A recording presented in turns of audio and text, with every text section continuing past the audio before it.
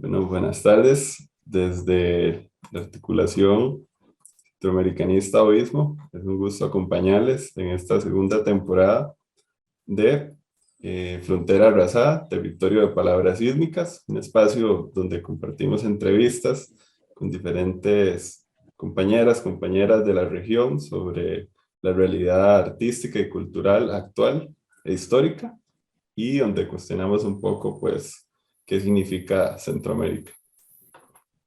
Hoy tenemos a las compañeras Claudia Denise Navas y a Susana Reyes del taller La Hermandad, que más adelante hablaremos de este taller. Entonces, Claudia Navas es psicóloga y maestra en comunicaciones por la Universidad José Simeón Caña Azúcar. Tiene varios años trabajando en programas sociales con diferentes poblaciones en condiciones de vulnerabilidad, y esto a su vez ha sido fuente de inspiración y reflexión para su trabajo, el cual se centra principalmente en ensayo, cuento corto, poesía y narrativa breve, ¿verdad? Dice ella que se define como una escritora que intenta rescatar la realidad cotidiana de seres invisibles y discriminados por una sociedad colonial, patriarcal y capitalista. Tiene, bueno, diferentes publicaciones, aparece acá tanto en El Salvador, México, otros territorios, como por ejemplo destacar Mi Cultura en 2018, en Índole 2017 y otros años, Minet, Ojo de Cuervo, Pez Soluble también, revistas, espacios conocidos en la región, que abren las puertas para los escritoras, escritores. Y bueno, por su lado tenemos a Susana Reyes, quien es poeta, editora, actriz y profesora. Dice que es docente de lenguaje y literatura en diferentes universidades. Ha trabajado también en la editorial Índole Editores, perdón. Dirige el Encuentro Centroamericano de Escritoras de Mujeres y la editorial Ojo de Cuervo.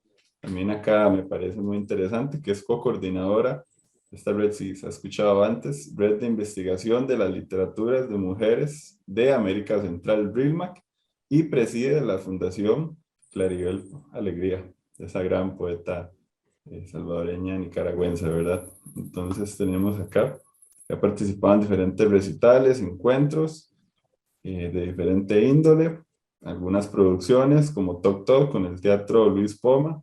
Ha publicado entre algunos textos como Los Solitarios, Amamos las ciudades, Postales urbanas y vitrales e Historia de los espejos, La poesía del siglo XX en El Salvador, por parte de Visor, y entre otras. Entonces, pues un gusto tenerlas por acá, las dos, y le dejo la palabra a mi compañero Andrés.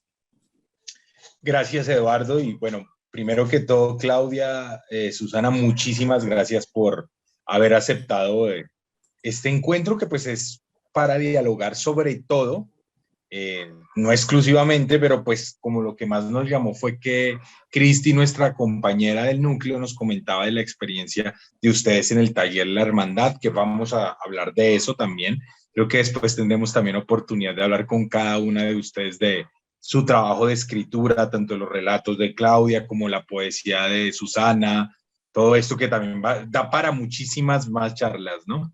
Y como nos vamos a centrar, vamos a entrar por los talleres, nosotros hablábamos con Eduardo antes de la charla, cuando estamos preparando la entrevista, el asunto de las experiencias que a veces se tienen con los talleres, ¿no? Experiencias a veces traumáticas, de donde uno llega de pronto donde un gran maestro o alguien que se cree gran maestro, o alguien le dijo que es un gran maestro y se lo creyó, y empiezan a dar de determinadas puntadas de lo que se debe hacer, o qué es poesía, o qué es literatura, etcétera. Y de hecho, Eduardo decía que Daniel Matul, un escritor guatemalteco, él dice que él no habla de talleres, sino de laboratorios, porque en el taller hay una noción de corrección, de cortar, y que eso corta el proceso creativo. A partir de todo este preámbulo, yo quería preguntarles a ustedes, queríamos preguntarles, queremos, ¿ustedes qué entienden por taller y cómo es este tema, esa relación tan tirante que a veces se puede tejer con eso? Porque yo creo que eso es fundamental. Bueno, esa primera pregunta para Bueno, ambas, ¿no? Cada una como quieran ahí nos van contando. gracias, Andrés. En mi caso, yo también se lo he dicho a las personas con las que he convivido en los talleres que he dirigido, yo nunca fui de talleres literarios, de hecho, precisamente por un poco esas premisas que decía. En mi época también, digamos, en el momento en el que yo comencé a gestarme como escritora, teníamos el periodo de la posguerra en El Salvador y muchos de los maestros pues también estaban en la diáspora, ¿verdad? Escritores que uno dijera que podía seguir. Había uno de ellos que siempre estuvo acá, Ricardo Lindo, pero yo le tenía, o sea, un pánico de maestro, porque si yo que voy a llegar a preguntarle a don Ricardo, o sea, sentía que eso, no, tengo yo estas cosas, pero ni siquiera están a la altura de llegar y decirle, porque ¿qué pregunta uno? Pensaba yo en ese entonces, ¿va, está bueno, no está bueno? No sé si voy a entender cuando me diga que no está bueno. Alguna vez consulté con otro maestro, que también él sí fue maestro en mi proceso formativo universitario, de Francisco Andrés Escobar. Entonces él leyó mi cuento, una cosa que yo juraba que era cuento, me dio una preceptiva del cuento muy breve, muy educada y muy linda, y yo dije, ok, esto no es cuento, entonces ya no puedo hacer más acá, más que escribir y buscar, ¿verdad? Entonces a mí me pasaba como eso con los talleres, ¿verdad? Y decía, si yo voy al taller y no soy capaz de remendar el texto, pues como que tampoco tiene mucho sentido que yo esté sencillamente llegando con cosas que no sé cómo atacarlas para que mejoren. Entonces lo que me tocaba era la lectura, ¿verdad? Y luego también eso, ¿verdad? Porque estos maestros se les visitaba más bien, más que decir que ellos tuvieran talleres en forma. Y los talleres literarios que correspondieron a mi época eran como clubes de iguales, ¿verdad? O sea, eran otros amigos que estábamos allí, que buscábamos la manera de interactuar, de conversar, de compartir lecturas, pero yo sentía, ¿verdad? Que de pronto para lo que yo necesitaba, nada de eso como que me daba herramientas para yo poder atacar lo que de malo tenían mis textos, digamos. Decía, no, no sé, y como, bueno, afortunadamente en mi caso, ¿verdad? Digo yo afortunadamente por el tema del conocimiento, no sé si el crecimiento literario, ¿verdad? Como yo sí estudié literatura, entonces poco a poco fui entendiendo, comprendiendo, buscando, practicando, leyendo, porque al final los maestros están ahí, ¿verdad? En sus textos, y me convertí en alguien que sigue mucho lo que los textos te dicen, ¿verdad? Y que soy alguien que indaga sobre los textos, su estructura, la manera en la que están armados, y de ahí aprendo. Entonces, digo, aquí están las fórmulas, aquí están las maneras, y todo lo demás es lo que vos necesitas decir, que a mi juicio es como lo que, por sobre todas las cosas, nunca te va a dar un taller, ¿verdad? La necesidad de decir. O sea, vos podés aprender herramientas, puedes desarrollar habilidades, pero si en el fondo no hay algo que te esté pulsando y que genuinamente la devolución no sea a través de un producto literario, puedes tomar miles de talleres, pero no vas a terminar en un producto literario, digamos. Entonces puede pasar, ¿verdad? Igual también yo soy, Claudia lo sabe, ¿verdad? Una de mis frases le digo, yo puedo defender lo indefendible, ¿verdad? O sea, yo creo que las ideas nunca son malas. El asunto es cómo esto cuaja para que se convierta en un buen texto, pero para llegar ahí me costó muchísimo, ¿verdad? Me costó muchísimo para llegar incluso a atreverme a decir que yo pudiera dirigir el proceso creativo a través de un grupo, ¿verdad? O de una sesión o de un espacio al que podríamos llamar taller literario, que también he ensayado con esa fórmula del laboratorio, que yo la uso más la del laboratorio para despertar, ¿verdad? Decir, vaya, usted cree que no puede escribir, le voy a enseñar que sí. Ahora, todo lo demás usted lo tiene que ir a encontrar, o sea, yo le voy a decir dónde están las herramientas, estas son habilidades, escuchar, hablar, escribir, leer, son habilidades para las que estamos diseñados. El asunto es hasta dónde usted puede ir con esas habilidades, y ahí ya estará esa parte, ¿verdad? Porcentajes más, porcentajes menos de lo que podemos llamar talento, oficio, entrega, deseo, necesidad, pulsión, ¿verdad? De decir cosas a través de la clave de lo literario en este caso. Entonces, por ahí lo dejo como a grosso modo, ya cuando hablemos tal vez específicamente de la hermandad, hablo un poquito de mis procesos, de cómo llegué a dar el taller, ¿verdad? Que Claudia también nos cuente su versión. Bueno, a mí sí me gusta la definición de taller en el sentido de que mi papá es un carpintero y yo crecí en un taller, en ese lugar donde hay una maravilla de tesoro, porque el hecho de que haya cedro, de que haya conacas, níspero y esos olores y que tengan que tomar las formas tan distintas y tan variadas después de un oficio, a mí sí me encanta pues la idea de taller porque, bueno, de ahí va a salir un producto que generalmente es producto colectivo, pues, pero que hay alguien que le puso su diseño, que lo pulió, que lo estuvo pensando y repensando. Yo llegué a los talleres con Susana, me encantó la palabra, el nombre del taller, se llama Palabra y Obra, y bueno, desde el sentido bíblico un poco, pero también Susana pulsaba ahí porque la palabra llegara al final a ser un producto determinado, a decir, bueno, ya tomamos un texto, ya lo revisamos, y generalmente ocurre entre pares, entre hombres y mujeres de diferentes edades, de diferentes experiencias y procedencias, que desde su punto de vista pues van dando sugerencias, van dando aportes. Los talleres son como grupos, eh, hay que quitarle la palabra amigables, pero sí muy fraternos. Y ustedes saben que entre hermanos nos peleamos, nos decimos, pero también nos consolamos y nos animamos. Así se van dando los textos. Entonces, no es que no se acople a lo que el resto está sugiriendo, sino que ya es una oportunidad de que el texto llegue, adquiera independencia y se mire el efecto que causa en un posible lector, en un lector que nosotros no lo vamos a conocer, pero que a través de estos espacios sí tenemos ahí la voz para decir eso no lo entendí. Eso suena repetitivo, eso está potente. Entonces, de ahí van surgiendo como las decisiones que el escritor, el dueño del texto, quiere tomar para remendar, para someterlo a nuevos análisis. Siempre se enfatiza, pues, de que el dueño del texto es uno, el responsable de la criatura es uno y que las sugerencias pueden ser o no validadas por el escritor. Em, yo he estado en varios talleres así y luego, como dice Susana, queda em, el oficio que ya es más en solitario, más personal, ese andar en los buses, en los trabajos, pensando un personaje, pensando lo que faltó, pensando en la mejor manera de relatar una circunstancia, un suceso, ver las temporalidades, qué digo primero, qué después. eh, Esos son en solitario. Va uno de nuevo al texto y el taller se vuelve entonces como espacio de retroalimentación.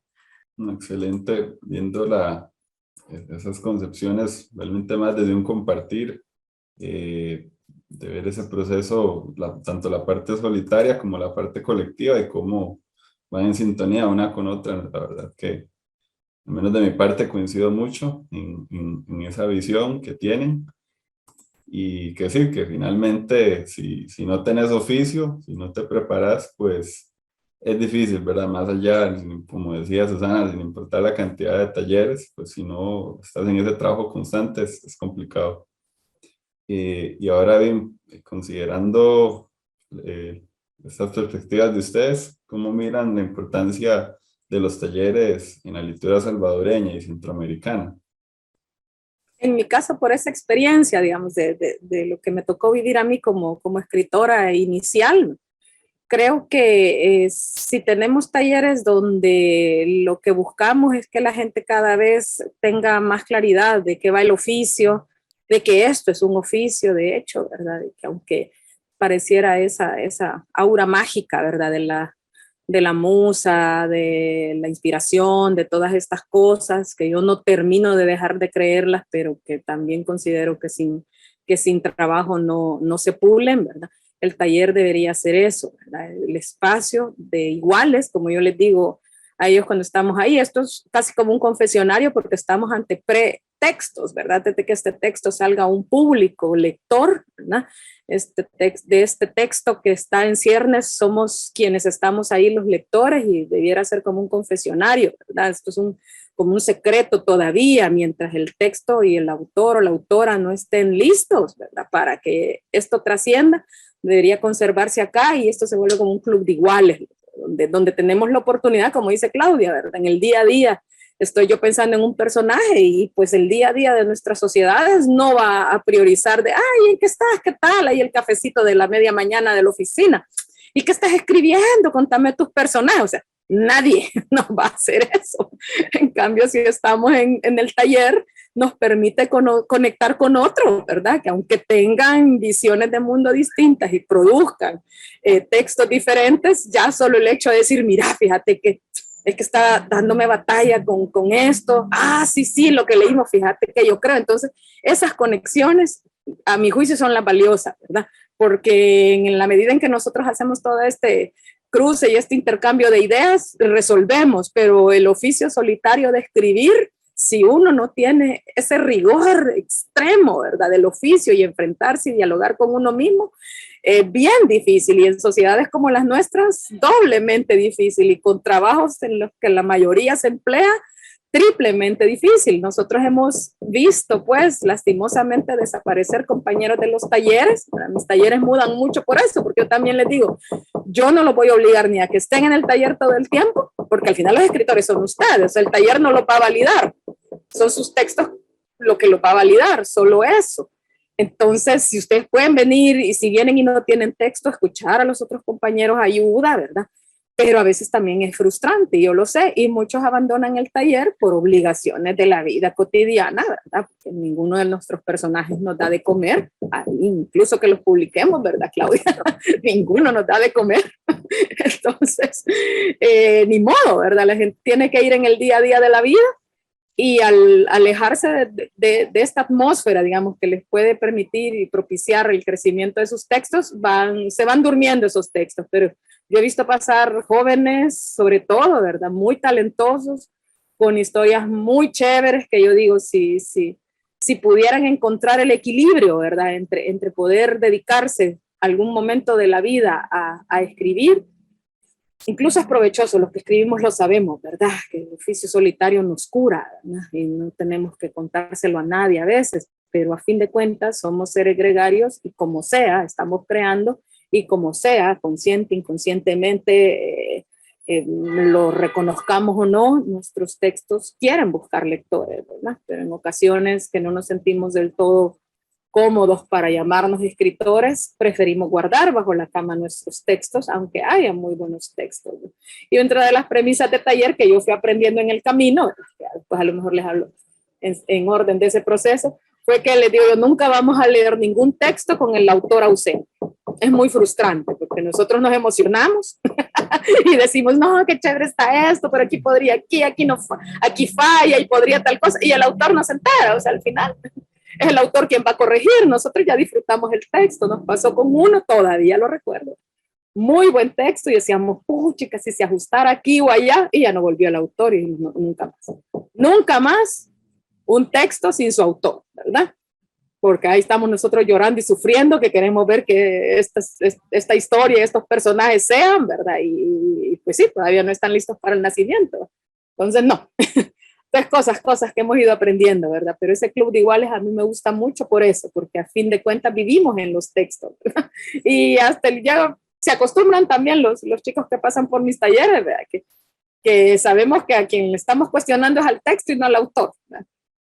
Siempre es así, ¿verdad? El texto debe tener todas las preguntas y todas las respuestas. Esa es una cosa que repito todas las sesiones. Pues sí, yo defiendo también lo que Susana plantea, la presencia incluso de Susana como sensei, como la llamamos, ha sido a veces eventualmente ausente, y también nos hemos acostumbrado a tallerear sin ella. Los textos finales los revisamos ya con su ojo crítico, porque también se necesita, por qué no decirlo, pues la experiencia, la validez de un experto, la validación de un experto, y cosas que el resto no vio, ella llega como un ojo nuevo y es capaz de develarlo también. Pero sí, ya hemos llevado el último librito que estamos en preparación, lo hemos llevado de esta manera, con ella ausente y viendo más que todo ya los productos, ya retroalimentando un producto que ya viene de este compartir de pares. Es interesante yo pienso que de alguna manera estos espacios los compartían desde el boom, pues no creo que, aunque sea por correo, alguna idea, los grandes que se conocen no hayan también sometido sus textos a la validación de los otros. Es algo similar, ¿verdad? Lo que pasa es que hoy está un poco más propiciado por la rapidez de las comunicaciones y la pandemia pues abrió esa oportunidad también de los encuentros como el que estamos teniendo desde diferentes latitudes. Con Susana tuvimos algunos talleres largos con gente de Estados Unidos, de México. Se nos unió Sofía también, que creo que está, ¿dónde está Susana? ¿En qué país Ella está? vive en Washington. En Washington, ¿verdad? Sí, es cierto, en Washington. Y bueno, se llamó así, ¿verdad? Los talleres tenían el apellido pandémico porque los vivimos en pandemia. Y en lo que estuvimos en ese encierro, pues otros estábamos tratando de escribir de eso o de otros temas. Y el laboratorio que tuvimos, ese espacio de compartir que tuvimos a través de la red, nos hizo pulir algunos textos. Nos hizo sacar también otros temas, otros miedos. Fue una forma también de acompañarnos, casi terapéutica, pues, porque si estábamos en confinamiento, al menos no estábamos solos. Entonces ha sido valioso. Pienso que no son muchos los espacios, volviendo a la pregunta que hacían, no son muchos los espacios ni tampoco de larga duración. Países como los nuestros están como más sujetos a la subsistencia, al día a día. Y casi que es un cliché que el trabajo en la literatura se considere más que un oficio, como lo definimos con Susana, como un entretenimiento, como un hobby. Y no es eso, pues. Entonces le falta como darle seriedad, darle su espacio, los espacios para físicos para poder hacer este tipo de laboratorios también es bastante pobre en nuestro país. Bueno, varios de los textos que producimos al inicio con Susana en palabra y obra los hicimos en cafetines, haciendo que íbamos a comprar café, pancito, algún refresco, se levantaba uno, se levantaba el otro, de tal manera que en la mesa siempre hubiera algo para que pareciera que estábamos consumiendo, pero en realidad estábamos tallereando los textos de alguno, pues acoplados a los horarios, pues algunos fue llegando ya cuando el resto nos íbamos, pues y entonces ya nos deteníamos para verles texto también. Pero allí es el amor al arte, como literalmente pues se conoce, lo que nos impulsa a seguir en estos espacios y a seguir escribiendo. Luego, cuando se va tomando práctica, pues uno puede comparar sus textos del inicio y los del final, puede ir viendo también el propio crecimiento y el de otros compañeros. Y bueno, ahí queda, ¿verdad? Al menos un producto, algo que pasó del pensamiento a la concreción y que recorre diferentes espacios. Y miren que a partir de lo que ustedes comentan, ya como con las dinámicas de lo que son los talleres, esta es una pregunta ya como localizada en El Salvador, aunque sí tienen las experiencias de otros lugares de Centroamérica. Eh, ¿Cómo se percibe? ¿Se percibe una diferencia, por ejemplo, entre lo que es un taller con un círculo literario o un taller con un movimiento? ¿Cuál ha sido el papel también de, esa sería como la primera parte de la pregunta, qué relación o qué diferencias hay entre taller y círculo literario en el contexto salvadoreño, ¿sí? Y centroamericano? Y pegado con eso, ¿qué relación pueden llegar a tener o qué influencia han tenido estos talleres dentro de la vida cultural y literaria del Salvador y Centroamérica? Porque ustedes mencionaban hace un rato cómo tiene que cambiarse esa idea de las musas al trabajo, a un oficio, o también de que no es un hobby, sino que es un oficio, es un trabajo como cualquier otro, en el sentido de que requiere tiempo, requiere dedicación, etcétera. Entonces, ¿cómo ha ocurrido? Porque pues de hecho lo hablábamos también y Eduardo mencionaba el Círculo Literario Universitario de Roque Dalton, que fue parte activa en los 70s, ¿no? Entonces es como para que contextualicemos un poco ese papel de los talleres y lo que ustedes ven que actualmente esté ocurriendo con ellos pues en el país de ustedes, pero también si tienen como la panorámica de Centroamérica. No podría hablar por Centroamérica, pero digamos que en la historia salvadoreña ha sido muy rico ese tema de los círculos literarios o de estos grupos literarios, pero ya estos son estos círculos de escritores, digamos, ya gente que por alguna razón ya llevaba su propio camino recorrido, ya tenía como su visión de su oficio, ¿verdad? Y se trataba más de esos colegas que se encontraban, ¿verdad?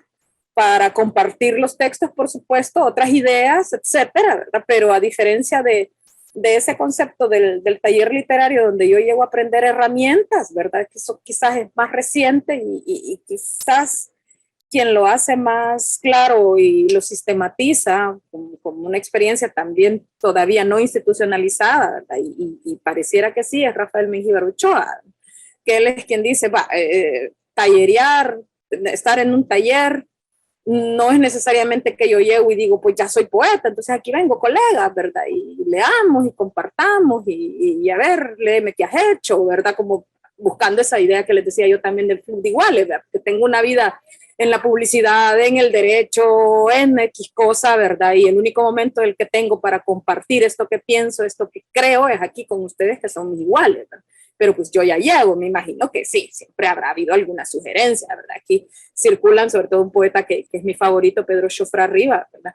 Algunas leyendas urbanas de autores de la generación comprometida, ¿verdad? Pero estos autores que son un poquito mayores que Roca, ¿verdad? Los nacidos en los 30, y Pedro Xofra, él nació a principios de siglo, ¿verdad? Entonces, que llegaban donde él como el maestro, ¿verdad? Y que a veces les agarraba las cosas, se las rompía y les decía, esto no sirve, ¿verdad? Entonces, sí hubo como mucho esa tradición de yo voy donde el maestro, ¿verdad? A que me valide mi texto, pero no tanto a que me diga qué debo hacer para que mi texto, si no está bien, esté bien. Entonces, eso creo yo que fue uno de los cambios que logró Rafael, un poquito en la visión esta de qué hacemos y para qué queremos tener un taller, ¿verdad? Pero sí, círculos literarios, sí hubo muchos, con autores muy connotados, ¿verdad? En sus filas, digamos, ¿verdad? La Cebolla Púrpura, el Círculo Universitario, que se dio a llamar la Generación Comprometida, que fue el del Ateneo, que es donde este primer grupo de nacidos en los 30, como les digo, estuvo Irma Lanzas, Mercedes Durán, Waldo Chávez, que después se extiende, ¿verdad? Gente como Mario Argueta, ahí está Roque, pero no sé qué tanto, ¿verdad? No, bueno, Piedra y Siglo, que yo creo que con ellos sí un poco más, ¿verdad? Sí hay como una tradición de esto, de llegar y talleríamos entre nosotros, pero ajá, ¿verdad? Está bien, aquí, allá, pero yo en mi caso, en los talleres, más que decir, ya está bien y dale, esperad hasta que esto esté listo para publicar, que esa es ya una pila de editora, podríamos decir, y yo he tratado de sumar a los talleres la experiencia de, estamos en esa prelectura, ¿verdad? Estamos en ese pretexto, que cada uno de los que pasa por el taller comprenda cómo puede administrar su oficio, ¿verdad? ¿En qué consiste? O sea, es un oficio solitario. Que usted esté aquí con nosotros, su texto no va a ser mejor porque el otro ya hizo un texto completo, ¿verdad? O sea, sus textos requieren su tiempo, su espacio, su entrega, ¿verdad? Y luego estos textos ya están para el público, es decir, ya son textos que cualquiera que los lea dice, wow, ¿verdad? Esto está bien escrito, está bien hecho, qué chévere lo que cuentan, etcétera. Entonces, todo ese proceso, que sí lo llevamos, ¿verdad? Que yo lo incorporé como parte de los procesos de taller, era, ahora soltemos el texto, porque era más esa la intención que llamarla meramente publicación, ¿verdad? Pero como nosotros no tenemos una amplia tradición de revistas literarias, básicamente es una revista la que ha subsistido a lo largo del tiempo, otras van y vienen que también la hacen estos grupos que salen y que encuentran esa necesidad, pero que rápidamente se apaga la llama porque es costoso, ¿verdad? Es costoso producirlas, es costoso mantener la idea de la periodicidad de una revista, encontrar los elementos, todo lo que implica, ¿verdad? Entonces, les digo yo, hagamos estas breves antologías, porque lo que ustedes logran ahí es soltar el texto, ya no lo tiene guardado. Y sobre todo para la narrativa, que yo tallereo más narrativa, ¿verdad? Con la poesía es un poco más fácil soltar el poema, porque están las peñas, porque están los festivales, los recitales, se amplía más para la poesía esa posibilidad. Pero con la narrativa yo no voy a llegar con 10 páginas, ¿verdad? Un recital, ¿verdad? O una lectura de cuentos. Se me duerme el público, entonces, ¿cómo aprender todo eso, verdad?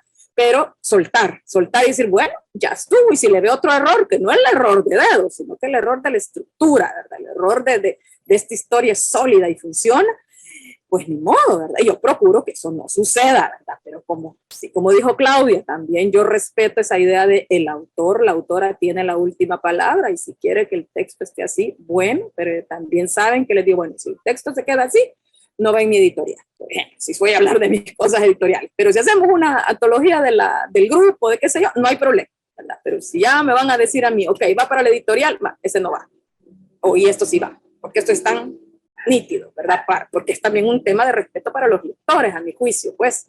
O sea, si estamos además en un proceso así, es para que cada vez nuestros textos estén más pulidos, que sean memorables por sobre todas las cosas, ¿verdad?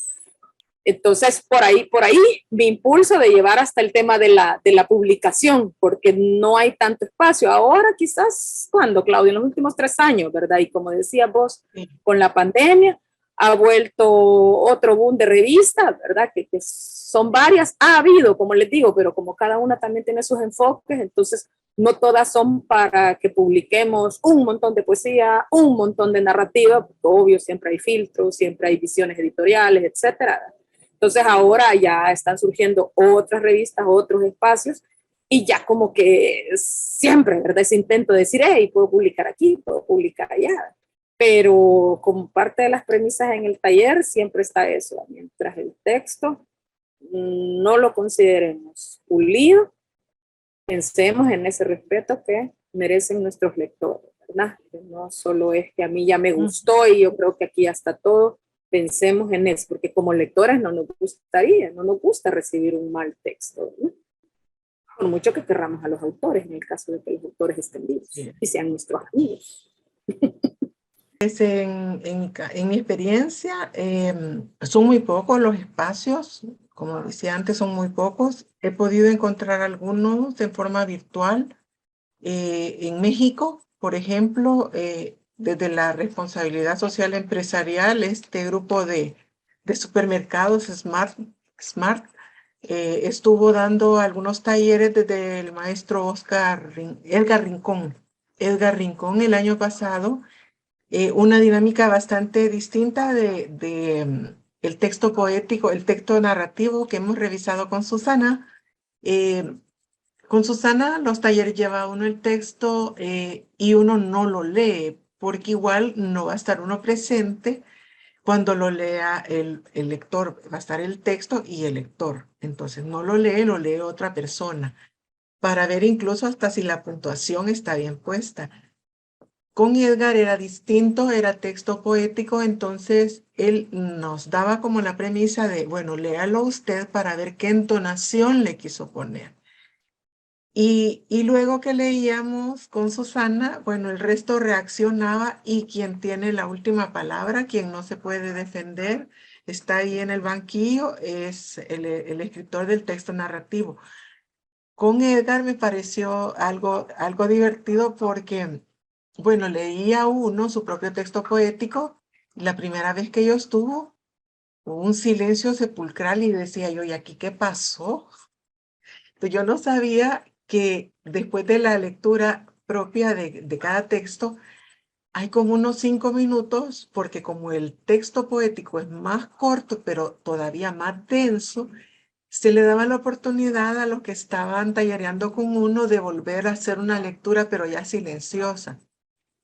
Como a los 5 o 10 minutos de silencio, ya aparece los pares a decir, me parece hermoso, me parece que esto no lo entiendo, está demasiado críptico, ¿a qué se está refiriendo? Pero lo que quiero decir con esto, en resumen, es que aún dentro de la pandemia, aún con las oportunidades en línea que se tuvieron, son pocos los espacios. Y la gente va y viene. Estoy también en un taller de lectura universitario con la UCA. La UCA tiene más de 80,000 egresados y en el taller de lectura nunca hemos logrado estar más de 7, ¿verdad? Ni presenciales ni virtuales. Entonces hay hay como una resistencia o no sé, estamos en otra cosa o estamos viendo Netflix o estamos haciendo la cena, cualquier cosa, pero no tiene como el lugar preponderante la cultura en nuestro país. Entonces estos círculos son breves, son, claro, nos llegamos a fraternizar, llegamos a tener mucha confianza porque quienes les tenemos interés somos muy pocos y nos vamos encontrando en uno y otro espacio. Tenemos también, al menos esa ha sido mi experiencia, pues la apertura de abordar temas diversos, ¿verdad? Nadie está como viendo que, bueno, esto debería ser una escritura para moralista o esto debería de más ser pedagógico, etcétera, sino cada quien presenta desde donde es y desde donde escribe. Y eso es lo que se respeta. Entonces, lo que se ve es la funcionalidad del texto. Ahí estamos. Y esa es la experiencia también que hemos tenido dentro de la hermandad, con la que ya hemos sacado un par de antologías antes, aportando un texto breve. El primero fue un ejercicio libre en el 2019.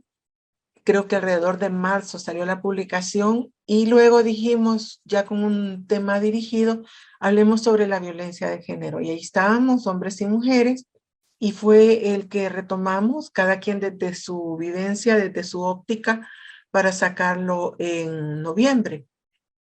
Luego hemos sacado también con otros chicos textos que inicialmente fueron libres y que al examinar el conjunto, fue de los primeros que vimos con Susana, estaban atravesados por un eje común que atraviesa también nuestro país y es la muerte.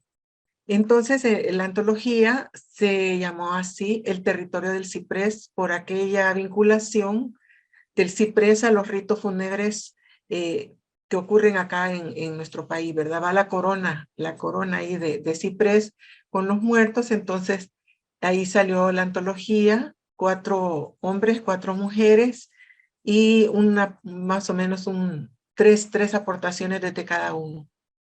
Entonces han sido formas como ni de hacerse ricos ni de hacerse famosos, pues, pero por lo menos sí de exorcizar muchos demonios, muchos miedos, hasta casi una forma de denuncia también.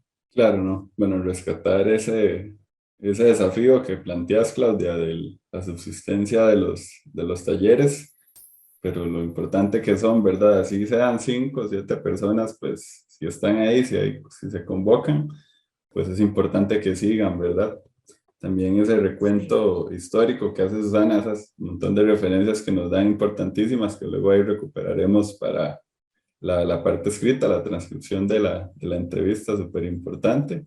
Y bueno, veo que ya que eso nos permite ir dando el pase a hablar del taller de la hermandad. Ahí nos hablaron un poco de los proyectos, ¿verdad?, que han tenido. También me gustó mucho eso que hablaba Susana, de, ok, no es que el texto, al menos lo percibo así, esté bien o esté mal, sino cuál es nuestra intención con este texto actual, ¿verdad? Por ejemplo, si ella decía, bueno, si lo quieres dejar así, está bien, relajado, relajada, va para la antología, porque el fin no es como más bien apoyar, ¿verdad? Como dar confianza a las personas que están participando para que se sigan tirando al agua, sigan creando comunidad, pero bueno, ya si quieres hablar de un nivel más exigente, digamos, o sí, de acabado, pues para la editorial ya es otro tema y así también uno como escritor o escritora se va educando, ¿verdad? De que no es que te dan un portazo en la cara a la primera y que ya eso te desmotiva,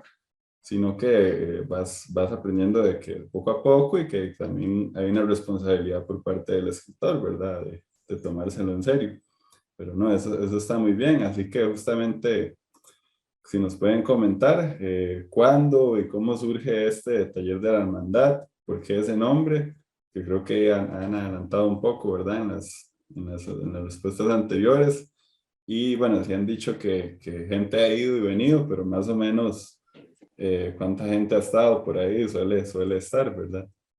Bueno, yo comencé los talleres, ya no me acuerdo, 2000, no me acuerdo. Rafael Mejía Ochoa muere en 2011.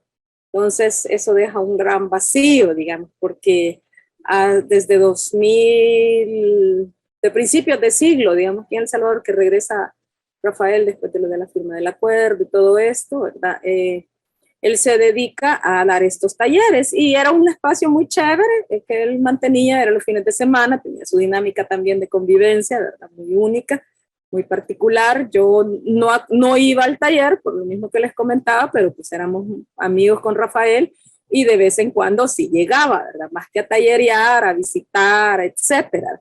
Entonces, bueno, yo estaba muy cómoda con la idea de que Rafa tenía esa posibilidad de formar gente, ¿verdad? Y decía yo, qué chévere, yo hubiera querido tener esa oportunidad si hubiera estado tal vez más joven, yo ya no estaba tan joven, ya me había graduado, ya andaba como haciendo como muchas cosas, ¿no? Y ya los textos que estaban sentía yo que ya no iban a mejorar, un montón ya los había publicado, ya qué remedio me quedaba, ¿verdad? Más que aprender solita y pulir y ver cómo mejoraba, ¿verdad? Pero el poder observar todo ese proceso de taller fue muy rico.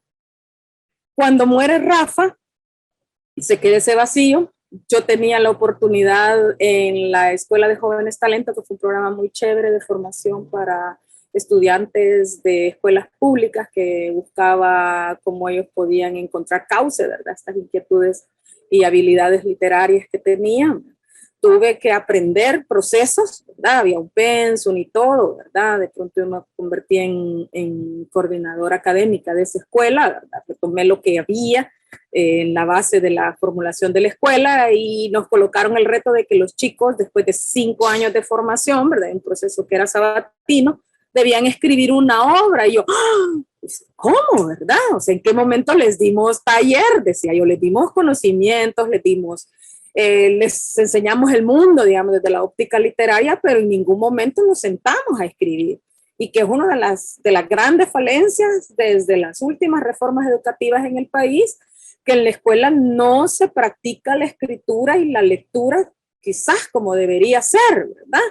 Y no porque a mí me guste eso, ¿verdad? Sino sencillamente como una habilidad para la vida cotidiana. Nosotros tenemos que hacer informes, tenemos que hacer reportes, los quienes trabajan en ONGs y que toman áreas académicas humanísticas tienen que andar llenando informes, ¿verdad? Para los contrapartes, etcétera. Entonces, todo eso, o sea, ¿quién le enseña a uno a escribir?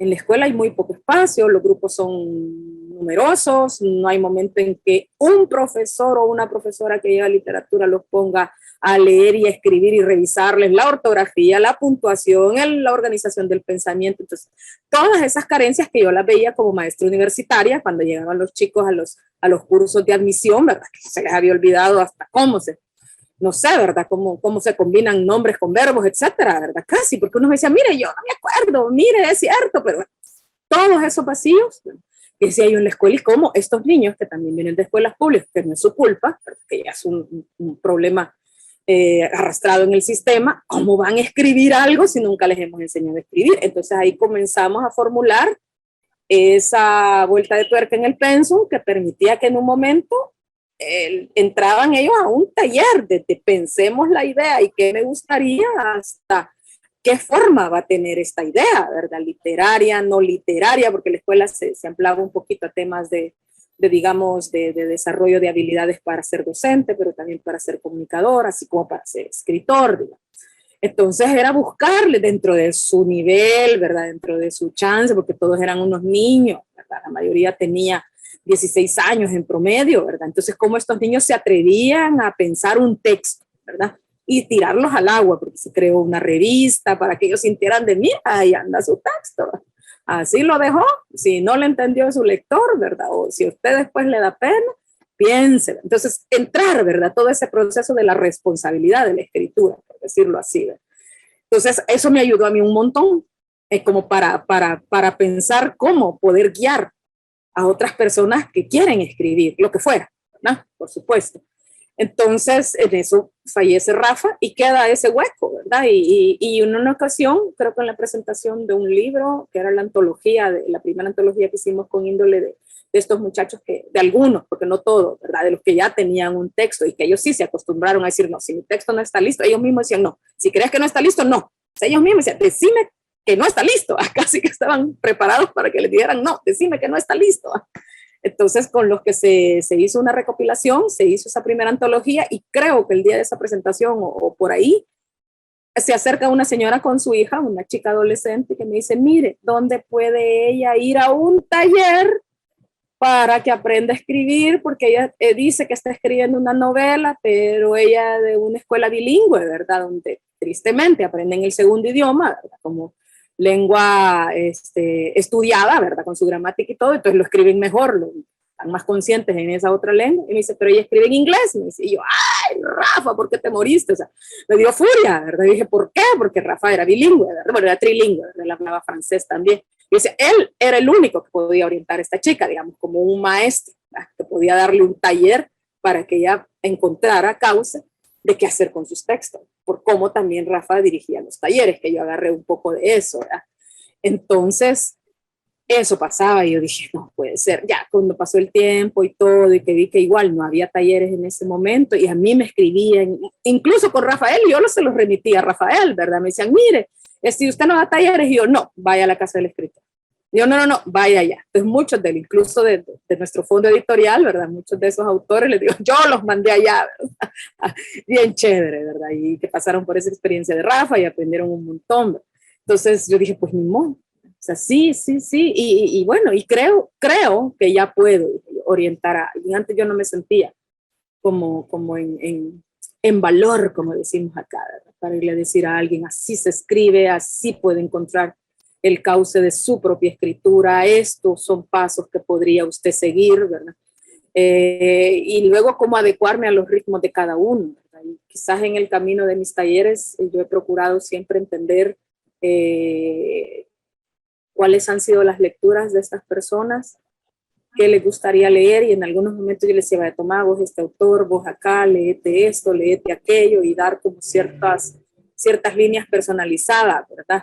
Y la ventaja, hablando también del Salvador, ¿verdad? Digo que el canon nuestro es breve, digamos, como de esta visión de nación centralista occidental, ¿verdad? Tenemos apenas 201 años, y en esa tradición la literatura tiene 100 años de tradición sólida. Entonces está fácil, solo apenas es un siglo el que ustedes tienen que leer, si lo comparamos con México, si lo comparamos con Europa.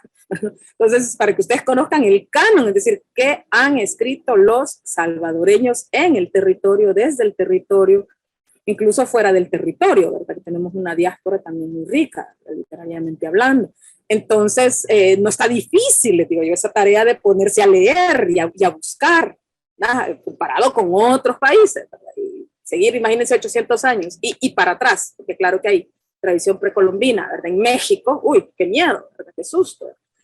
Por lo que corresponde a la lectura. Entonces, ahí trato yo como de ir siempre con los talleres, poniendo como prioridad el ejercicio de lectura, cómo leen los escritores, a mi juicio, ¿verdad? ¿Qué debería buscar un escritor cuando lee, además del asombro natural que no deberíamos perder, pero cómo podemos indagar sobre los textos para recuperar de ahí estructuras, esquemas, giros, maneras de decir las cosas, ¿verdad? Y eso cómo puede servir para mi propia idea. Y por eso siempre reitero que lo importante es que cada quien que esté en el taller tenga cosas que decir, porque las técnicas se pueden aprender, pero es como enseñar a escribir en una máquina.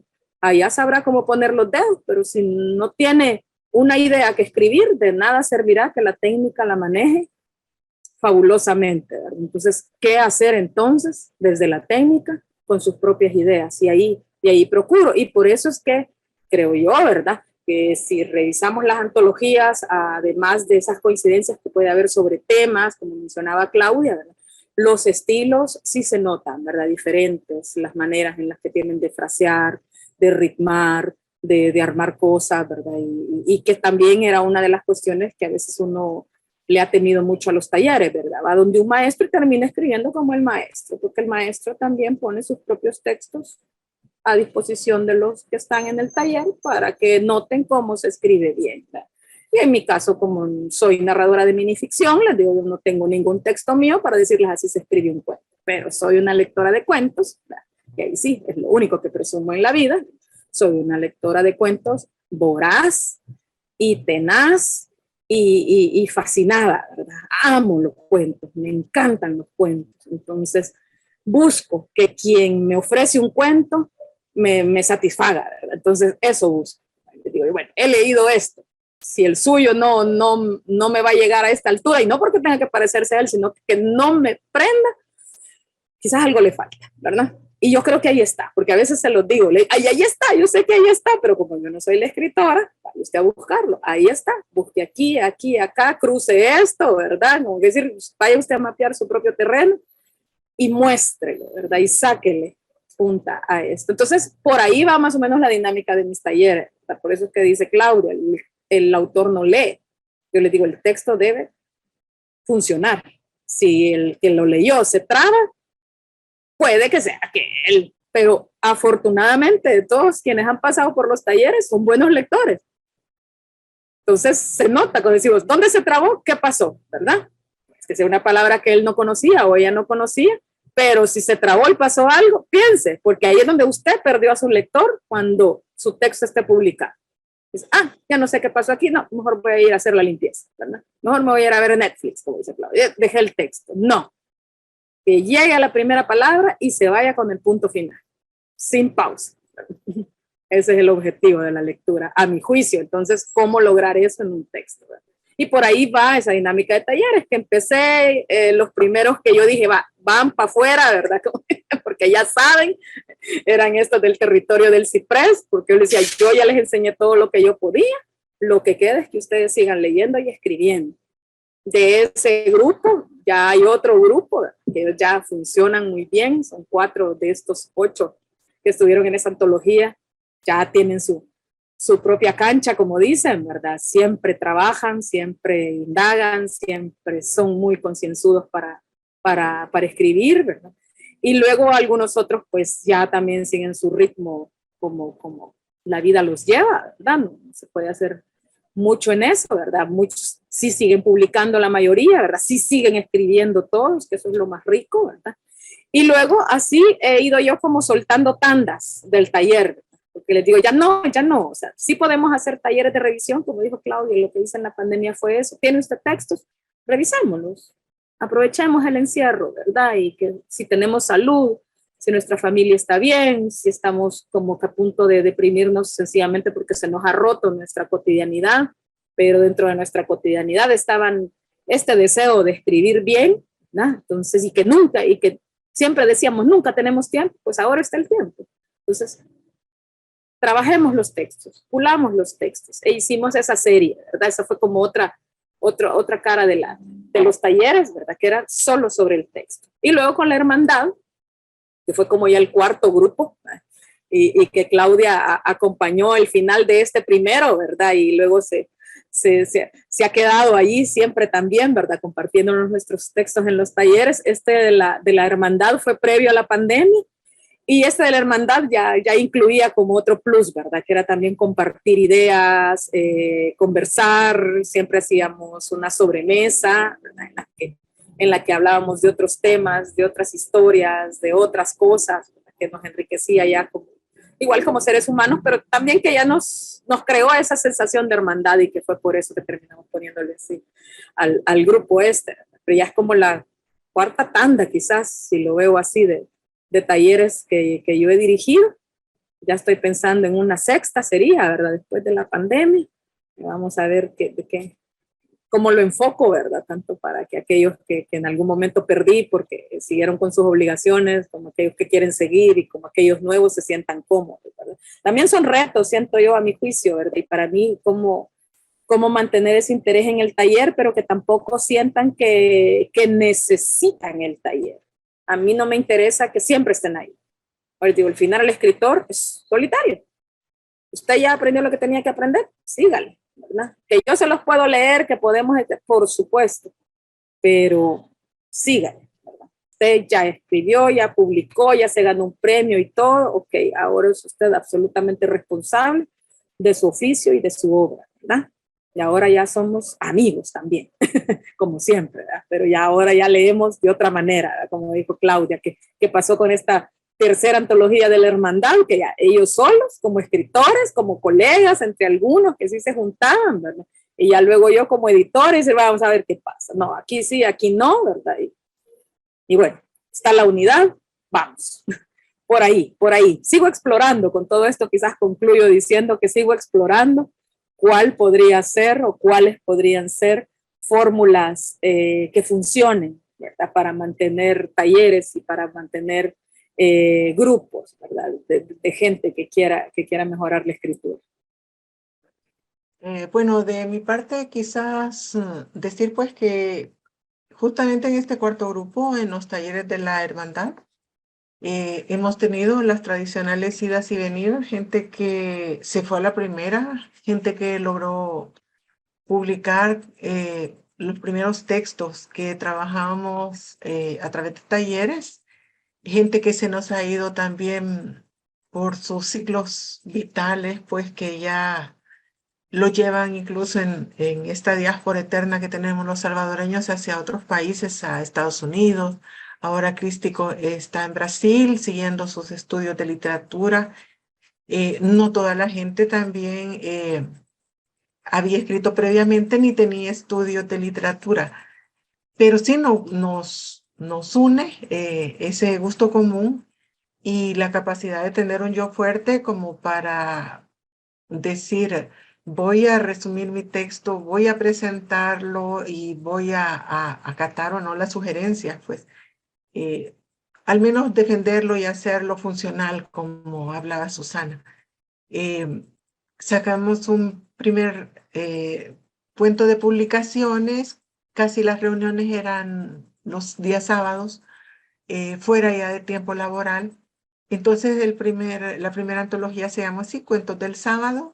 La siguiente que tuvo como eje la violencia de género, vimos que la mayoría estaban narrados e incluso algunos fabulados, pero que partían de situaciones reales, entonces se determinó el nombre de Esto no es cuento. Parece, pero no es, esto no es cuento, porque detrás hay violencia, vivencias reales de personajes que hemos conocido o autoficcionado, pero ahí vamos. Y estamos por sacar hoy en octubre, noviembre, ya no sé bien cuándo, un tercer ejercicio que ha sido bien diverso. Tanto que solamente pudimos coincidir en que eran tramas y de hecho la ilustración que va a llevar, la carátula que va a llevar esta antología es como el inicio del bordado de una cesta que confluyen en un centro, pero que luego los rayos se extienden en distintas direcciones, siempre unidos, pero algunos hemos escrito de vivencias personales, otros sobre, por ejemplo, en mi caso, yo traigo mucho material a cuenta de cosas que he vivido trabajando con las comunidades o de las que me he dado cuenta. Así, entonces son diversos ahí la escritura que hemos tenido. Y los que hemos quedado, pues, eventualmente nos reunimos para estos talleres, para continuarlos, y eventualmente también como para compartir. Acabamos de coincidir con algunos de ellos en un taller de escritura de cómo utilizar la vivencia familiar para la narrativa también, y ahí nos vamos encontrando y desencontrando en el camino. Mientras tanto es el propio escritor, la propia escritora la que mantiene interés, la que define su línea, la que se diversifica. Bueno, muchas gracias Claudia, muchas gracias Susana. Ya porque el tiempo ya nos avisaron se agotó y también pues por las obligaciones y todo, queda muchísimo por hablar, creo que muchísimo, es muy interesante, creo que va a tocar después ya sentarnos con cada una de ustedes también para dialogar de esas trayectorias vitales que también están entrelazadas con la escritura que ustedes mismas realizan y con esos proyectos estéticos que tienen, ¿no? De todas maneras, ya nos han dado como un mapa también y de las tendencias y de como del horizonte que queda también por entender, que creo que es común a todo nuestro continente y también que forma parte de los talleres. Creo que el trasunto de todo esto es un proyecto en el cual se busca dar a entender algo que parece obvio, pero no lo es tanto, y es que escribir es un trabajo, ¿no? tanto más allá de lo literario, aunque incluso pues lo que está en el sistema literario, pero también en los reportajes. Escribir siempre va a ser un trabajo y la gente fuera de los que estamos en esta trama, para tomar lo que decías, Claudia, yo creo que es importante lo que ustedes están haciendo en ese sentido, ¿no? De quedarnos con eso, ¿no? Escribir es trabajar y no un poco de loquitos y loquitas que se sientan a contar cuentos, ¿no? Creo que ustedes también han puesto mucho el énfasis en eso, porque también ocurre que, usted escribe, venga que le voy a contar mi historia, que mi historia es para una novela. Como si, pues cualquier historia puede ser para una novela, el problema es escribirla, ¿no? El trabajo es escribirla, no contarla, ¿no? Porque historias hay por todo lado, pero ¿cómo se cuentan? Entonces, esto es muy interesante. A nombre, pues, de todo el grupo de Oísmo, de RAI, les agradecemos muchísimo, fue un momento muy agradable y espero que sepamos, ustedes saben que Oísmo está abierto también cuando quieran dar a conocer el trabajo, las antologías, textos que Claro. ustedes quieran aportar. Oísmo está abierto para todo eso, porque la idea es propiciar esa red. Ustedes ya se han dado cuenta, estamos en diferentes lugares. Yo soy colombiano, vivo en el sur de México. Eduardo también anda por muchos lugares, está en Costa Rica, es costarricense. Alex es salvadoreño, pero vive en Brasil. Tenemos a otra compañera, Carmen, que es salvadoreña, pero vive en Argentina. Hay personas que viven en Europa que nos colaboran. Entonces lo que queremos es forjar una red con todo esto, con el eje del istmo y la mirada ísmica, porque creemos que hay una mirada ísmica y ustedes forman parte de esa mirada. Pues muchas gracias, Susana, muchas gracias, Claudia. Gracias.